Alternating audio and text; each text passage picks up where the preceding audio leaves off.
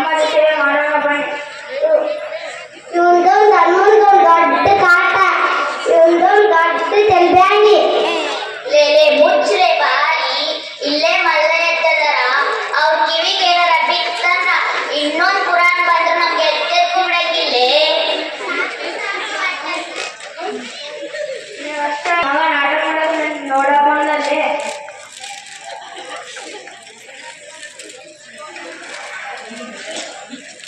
ಇನ್ನೊಂದೇ ಎಲ್ಲರೂ ಕೊಡಬೇಕು. ಸಾಕು ಅಣ್ಣಂದಿಯರೇ, 12ನೇ ಶತಮಾನದಲ್ಲಿ ರಚಿತವಾದಂತಹ ಜಗತ್ತಿಗೆ ಪ್ರಪ್ರಥಮ ಸಂಸತ್ತು ಎಂದೆನಿಸಿಕೊಂಡಿರುವ ನಮ್ಮ ನಾಡಿನ ಬೀದರಿನ ಬಸವ ಕಲ್ಯಾಣದ ಅನುದ ಅಧ್ಯಕ್ಷರಾದಂತಹ ಮಹಾಜ್ಞಾನಿಗಳಾದಂತಹ ಅಲ್ಲಮ ಪ್ರಭುದೇವರು ತಮ್ಮ ಅನುಭವ ಮಂಟಪಕ್ಕೆ ಆಗಮಿಸಿದಾಗ ಒಂದು ಪ್ರಾಸಂಗಿಕ ಸನ್ನಿವೇಶವನ್ನು ಕಿರುನಾಟಕದ ಮೂಲಕ ನಮ್ಮ ಶಾಲೆಗಳು ಆಡುತ್ತಿದ್ದಾರೆ. ಬನ್ನಿ ಹೋಗೋಣ, ಅನುಭವದ ಮಾತನ್ನು ಕೇಳೋಣ.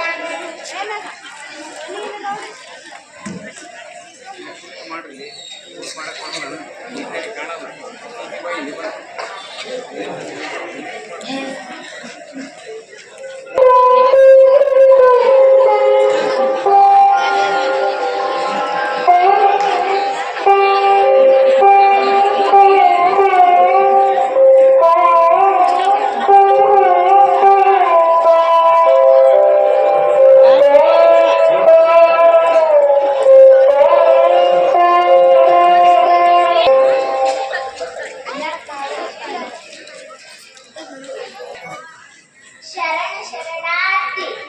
ಬೇಡ ತಾಯಿ ಬೇಡ ಹೇಳವ್ವ. ನನ್ನ ಮಲ್ಲಿಕಾರ್ಜುನೊಳಗೆ ನನಗಿಂದು ಸಂಗನ ಬಸವಣ್ಣ ನಿಮ್ಮ ಶ್ರೀಪಾದದ ದರ್ಶನವಾಯಿತು. ಇಲ್ಲ ತಾಯಿ ಇಲ್ಲ, ನಿಮ್ಮ ಆಗಮನದಿಂದ ನಮ್ಮ ಈ ಅನುಭವ ಮಂಟಪಕ್ಕೆ ಅಪೂರ್ವವಾದ ಕಳೆಗಣ್ಣಂತಾಯಿತು. ನೋಡಿ, ಇವರೇ ನಮ್ಮ ಗುಹೇಶ್ವರಲಿಂಗರು, ಅಲ್ಲಮ ಪ್ರಭುದೇವರು. ಶರಣ ಶರಣಾರ್ಥಿ.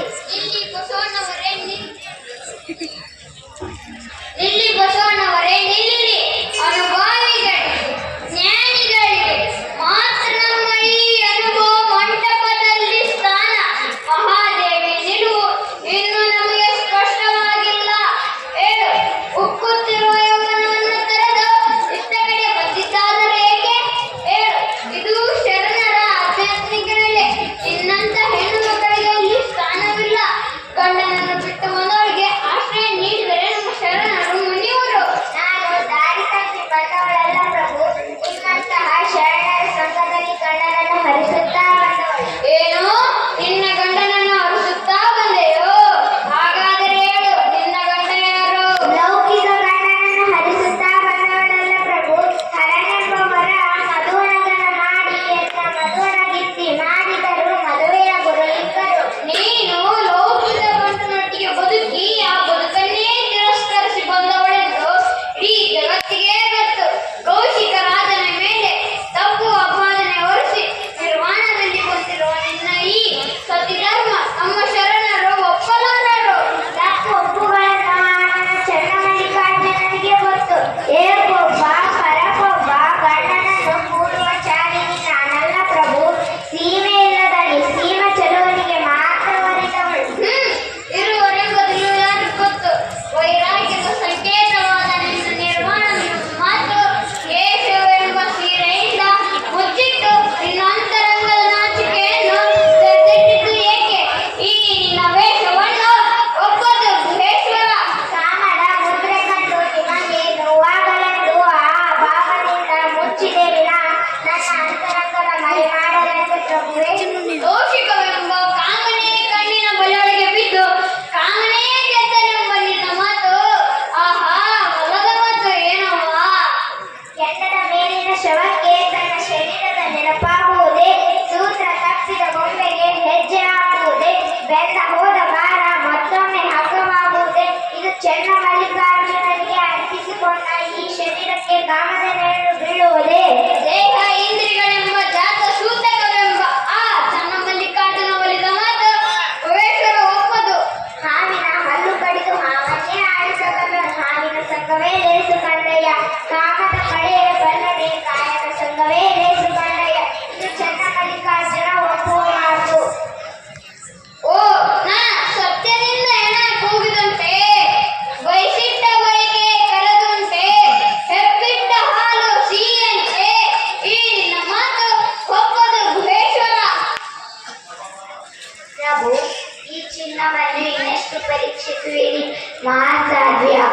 ಮಹಾದೇವಿಯವರು. ಅಣ್ಣ ಬಸವಣ್ಣ ಪ್ರಭುದೇವರ ಚಿತ್ತ ಅಡ್ಡ ಮಾಡುವರೇಕೆ? ಚಂದ್ರವ ಕೊಳೆದು ಕೊರದೊಡನೇಕೆ ನಂದನೆಂದು ಕಂಪ ಬಿಟ್ಟಿದೆ. ಕಡಿದ ಕಪ್ಪನ್ನು ತಂದು ಗಾಣದಲ್ಲಿಗೆ ಬೆಳ್ದ ಪಾಪ ಸಕ್ಕರೆಯಾಗಿ ನಂದನೆಂದು ಸಿಹಿ ಬಿಟ್ಟಿದೆ. ನಿನ್ನ ಕಟ್ಟು ಚೆನ್ನಮಲ್ಲಿಕಾರ್ಜುನನಿಗೆ ದೇವರು ಆಹಾ, ಎಲ್ಲ ಅದ್ವಿತೀಯ ವಿಚಾರಣೆಯ ಮಣ್ಣಿನದು. ಶರಣರೇ ನೋಡಿದ್ದೀರಾ, ತಾಯಿಯ ಘನ ವಿದ್ವತ್ತು ಕಿತ್ತು ವಿಕೃತ ಭಾವನೆ ಮೂಡಿಸದೆ ಶಿವಯೋಗಿಗಳಲ್ಲಿ ಬೆರೆತು ತನ್ನ ಹೆಣ್ಣತನವನ್ನು ಉಳಿಸಿಕೊಂಡ ಮಹಾದೇವಿಯವರು. ಶರಣರಿಗೆ ಈಗ ತೃಪ್ತಿಯಾಯಿತೆ. ಆದಿ ಅನಾದಿ ಶಕ್ತಿವೆಂಬುದು ಅದ್ಯಾರು ಬಲ್ಲರಯ್ಯೋ? ಅಂತರಂಗದ ಪ್ರಭೆ ಬಹಿರಂಗದೆ ತಾನೇ ತಾನಾಗಿ ಆ ಸಂದೀಪ ಮಹಾದೇವಿ ಶ್ರೀ ಪಾದಗಳಿಗೆ ನಮೋ ನಮೋ. ಪ್ರಭು